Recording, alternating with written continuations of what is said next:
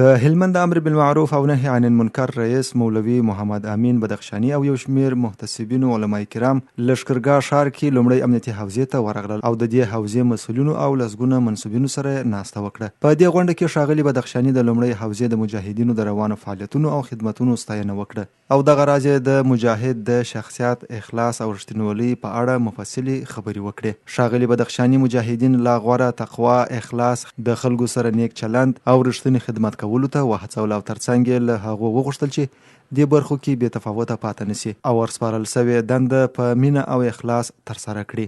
ان اکرمکم عند الله اتقاکم.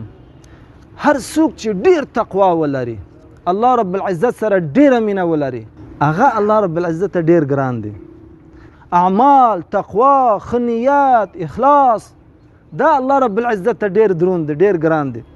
لا ينال الله لحومها ولا دماؤها ولكن يناله التقوى منكم. هغه تقوا ته ضرورت لري. ګوري چې د چا په زړه کې څونه تقوا ده، د چا په زړه کې څونه اخلاص ده، هغې ته دغه شی ضرورت.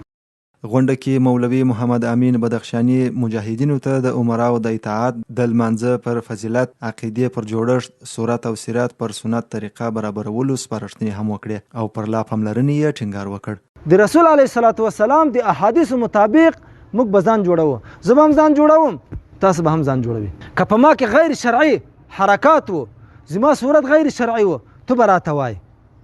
که ستا صورت غیر شرعي و، زه به درته ووایم. وتواصوا بالحق وتواصوا بالصبر. یو بل ته به د حق توصیه وکړو. نو ملګرو، موږ او تاسو خپل صورت او سیرت هم د رسول علیه الصلاة والسلام د سنتو مطابق جوړ کو.